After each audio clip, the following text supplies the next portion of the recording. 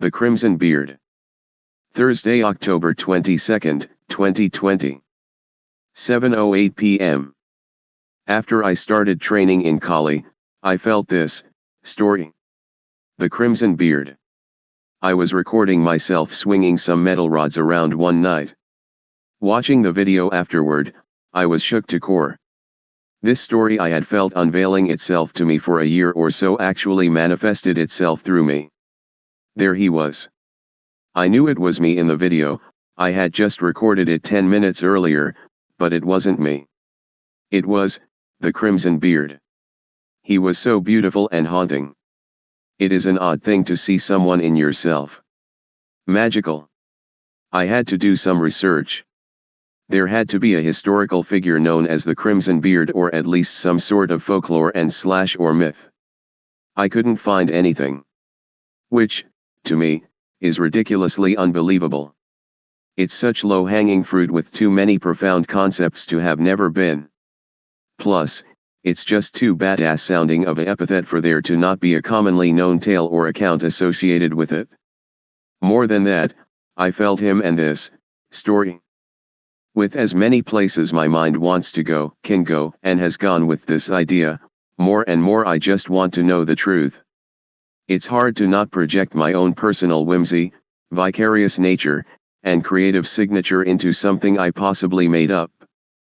I know I didn't make this up. Not only have I felt him, I've seen him. I only want to, as accurately as possible, know him and the events of his life. To me, the best way to honor his existence is to respect what I feel to be true. This is incredibly difficult to do. As much as I'd like to put my creative spin on this, and have in a sense to a degree, I want to be honest more. This is what I know about the Crimson Beard. He believed in the awesome power of words, but more so he believed in the vivid souls and spirits expressed through them and how utterly hollow words could become without these souls or spirits. He had an incredible intellect and sense of humor. An even greater compassion. He loved sex, romance, art, poetry, science, history, literature, learning, exploration, theory, philosophy, conversation, nature, alchemy, theater, invention, mystery, honesty, music, and the concept of family. He was violently passionate about these things and his beliefs. To him, he thought of bodies as divine words. Like he believed in the brilliance of words, he more so believed in the evocative essence within and expressed through these divine bodies. He believed in himself. He believed in love. He believed in good, but believed in evil far more. He was outlandishly captivating to anyone in his company, to those that hated him even.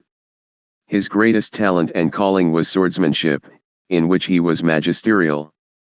He fought with two swords unlike anyone. His skill was truly transcendent. He was fascinated and in love with horses and dogs. He was respectful, kind, considerate, conscientious, humble, for the most part, clever, witty, observant, polite, and edgy. He had a wonderful life, mostly, with high status, power, influence, and sway. He inspired many. Sadly, he met an unjust and tragic end by the hands of a band of wretches.